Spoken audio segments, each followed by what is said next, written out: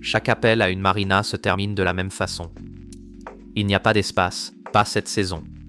Peut-être pas avant des années. Les places de port sont occupées à 95% dans tout le pays, et les marinas vieillissantes ferment ou vendent leur terrain en bord de mer pour des condos, de sorte que les listes d'attente ne cessent de s'allonger. Il y a plus de bateaux sur l'eau que jamais. Et de nouvelles marinas sont presque impossibles à construire, de sorte que l'ensemble du secteur de la possession d'un bateau est en train de changer, et rapidement.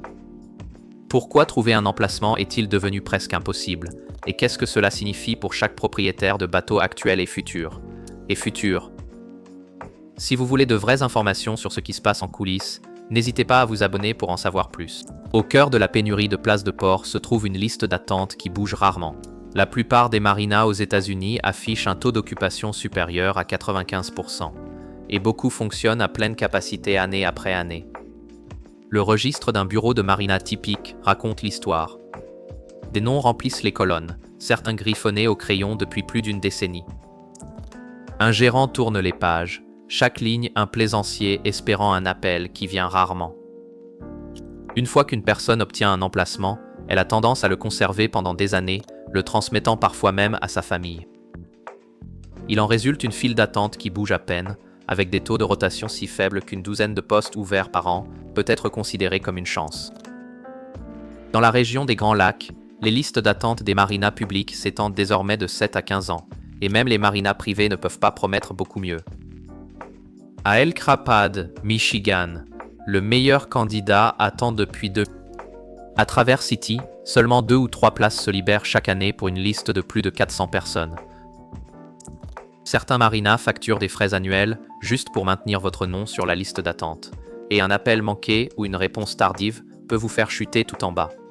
La réalité est que ces listes s'allongent chaque saison, au lieu de raccourcir. Pour beaucoup, l'attente d'un bordereau ne se mesure pas en mois, mais en étapes importantes. Un enfant qui entre à l'école, une date de départ à la retraite, une décennie écoulée. La rareté est intégrée au système bien avant qu'une seule marina ne ferme ses portes ou qu'un nouveau condo ne sorte de terre. Vous appelez les marinas, et ici il n'y a pas de disponibilité. Les places de port ne sont pas rares uniquement à cause des longues listes d'attente. Ils disparaissent entièrement de la carte. Partout au pays, les marinas ferment ou sont vendus à des promoteurs, attirés par la valeur croissante des terrains riverains. En Floride, seulement 5% des marinas ont ouvert au cours de la dernière décennie, tandis que certaines installations fonctionnent depuis plus de 75 ans. Cela signifie que la majeure partie des infrastructures sur lesquelles les plaisanciers comptent vieillit, et que très peu est construit pour remplacer ce qui est perdu. L'histoire s'est déroulée avec une grande netteté à Tierra Verde, juste à l'extérieur de Saint-Pétersbourg. En 2025, Greenleaf Capital a proposé un réaménagement de 33 millions de dollars. Le projet aurait remplacé une marina vieille de 40 ans par le deuxième plus grand centre de stockage de bateaux de Floride, ajoutant un nouveau restaurant et des commerces.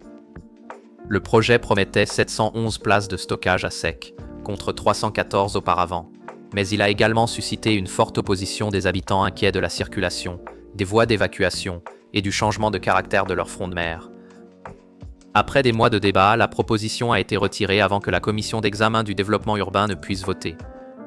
La marina a survécu, mais l'épisode a souligné à quel point ces lieux sont devenus fragiles. À une décision de disparaître, ou d'être transformés au-delà de toute reconnaissance.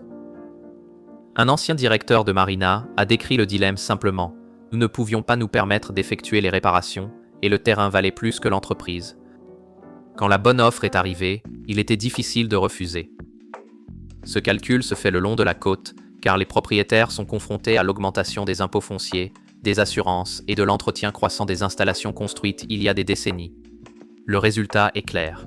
Quand les fiches ne sont pas seulement pleines, elles disparaissent physiquement, une fermeture ou une conversion à la fois. La hausse du nombre de propriétaires de bateaux pendant la pandémie a changé la donne dans les marinas presque du jour au lendemain. En 2020, les immatriculations de bateaux de plaisance aux États-Unis ont atteint 12 millions, soit une hausse de 1% par rapport à l'année précédente, en plus des quelques 15,6 millions de bateaux en usage, y compris ceux qui ne sont pas officiellement immatriculés. Cette année-là, les ventes de bateaux neufs ont bondi de 40%, les primo-accédants représentant près d'un tiers des nouvelles ventes. Pour beaucoup, c'était un moyen de trouver des loisirs de plein air sûrs près de chez eux. En 2021, les chiffres d'immatriculation sont restés stables, mais l'impact était déjà bien ancré. Des centaines de milliers de nouveaux propriétaires cherchaient un endroit où garder leurs bateaux.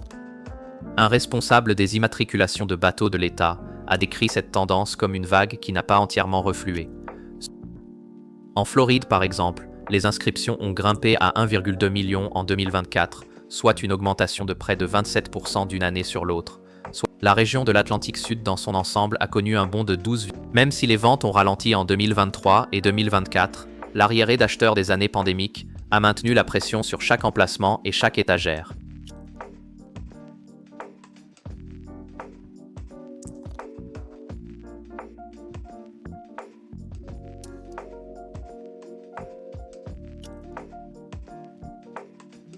Ce n'est pas seulement une histoire de yachts et de grands navires de croisière. L'essor de la navigation de plaisance à la journée et des petites embarcations remorquables a modifié le profil des usagers de l'eau et leurs besoins en matière de stockage. Mais le fil conducteur est le même. Plus de bateaux que de places et pas assez de nouvelles infrastructures pour suivre le rythme. Un graphique du Bureau nautique de l'État montre que l'écart se creuse chaque année. Le nombre de bateaux immatriculés augmente tandis que le nombre de places en cale sèche stagne, voire diminue. Pour chaque nouveau propriétaire qui appelle une marina, il y en a des dizaines d'autres en attente, tous à la recherche du même nombre décroissant de places. Chaque projet d'ajout de postes d'amarrage se heurte à un mur de permis et de coûts. Construire même un petit quai ou agrandir une marina existante implique de naviguer dans un labyrinthe d'approbation fédérale, étatique et locale. Un urbaniste pourrait commencer par les États-Unis. Corps des ingénieurs de l'armée pour les permis des sections 10 et 4 en sac, couvrant tout, des pieux au dragage. Cela seul peut prendre 1 à 3 ans, surtout si une étude d'impact environnemental est requise. Les agences d'État interviennent ensuite, exigeant des certifications de qualité de l'eau, des études d'habitat et des examens des zones côtières. Chaque couche ajoute des mois, parfois une année entière, au compteur. Les gouvernements locaux multiplient les examens de zonage, les plans de sécurité incendie et les audiences publiques, prolongeant souvent le processus à 5 ans ou plus, avant qu'un seul pieu ne touche l'eau. Un entrepreneur de marina établit le budget. Les études environnementales peuvent coûter des centaines de milliers de dollars, et les mesures d'atténuation pour les zones humides ou les herbiers de zoster marine pourraient doubler ce montant. La construction en soi n'est pas une mince affaire. Par glissade, les coûts se situent généralement entre 10 000 et 20 000 dollars. En fonction des conditions du site et des besoins en infrastructure. Cela couvre les pilotis, les quais flottants, les services publics et les brise-lames, ainsi que les inévitables surprises lors de la construction sur l'eau. Sur l'eau, pour une extension de 50 places, la facture peut dépasser 1 million de dollars, avant même que le premier bateau n'accoste. Les calculs financiers ne deviennent pas plus faciles après l'ouverture. La plupart des nouvelles cales mettent 1 décennie ou 2 à être rentabilisées, en particulier sur les marchés où les loyers sont plafonnés par les revenus locaux ou par la demande saisonnière. Les investisseurs anticipent un long chemin vers la rentabilité et de nombreux risques liés aux tempêtes, aux poursuites judiciaires et aux réglementations changeantes. Pour beaucoup, les obstacles sont suffisamment importants pour que les nouvelles marinas restent une idée sur le papier et non une réalité sur l'eau. Le propriétaire scanne la dernière facture, ses yeux s'arrêtant sur le nouveau tarif mensuel, 19 $ par pied chaque mois, toute l'année. Pour un bateau de 9 mètres, cela représente près de 600 $ avant taxes ou charges, soit presque le double du coût d'il y a 10 ans. Pourtant, renoncer n'est pas une option. Le bateau fait partie des étés en famille et des escapades de week-end, et l'idée de le vendre ou de le stocker à l'intérieur des terres semble impossible. Le budget est serré, les courses viennent du magasin discount, les vacances sont plus courtes, mais les frais de port sont payés mois après mois. Dans certaines régions, les tarifs ont même grimpé encore plus haut, 20 $ par pied étant désormais monnaie courante dans les ports populaires. Le propriétaire connaît des amis qui ont déplacé leur bateau dans des marinas à 40 000 $ juste pour économiser quelques centaines de dollars. Pour ceux qui sont déterminés à rester, le coût d'entretien du bateau devient juste une autre partie de la vie en mer. Le propriétaire B est confronté au même mur d'augmentation des frais de mouillage et de listes d'attente interminables, mais choisit une voie différente. Au lieu de se serrer la ceinture ou d'attendre des années un appel, il décide de vendre le bateau et de rejoindre un club nautique local. Des clubs comme Freedom et Carefree connaissent une croissance rapide, offrant à leurs membres l'accès à une flotte de bateaux sans les tracas de la location d'emplacement ou de l'entretien. Pour beaucoup, cela signifie plus de temps sur l'eau et moins de temps à se soucier du rangement. Le stockage à sec est une autre option qui gagne du terrain, en particulier pour les propriétaires de petits bateaux. Les installations entreposent les bateaux à l'intérieur sur des râteliers, prêts à être mis à l'eau sur simple appel téléphonique. Ces alternatives ne se contentent pas de contourner la pénurie de place, elles réduisent également les coûts et les engagements, rendant la navigation possible pour des personnes qui autrement y renonceraient. Le paysage évolue, mais l'adaptation maintient les plaisanciers à flot. Aujourd'hui, les listes d'attente des marinas peuvent s'étirer sur plus d'une décennie, tandis que les fronts de mer disparaissent et que la demande ne cesse d'augmenter.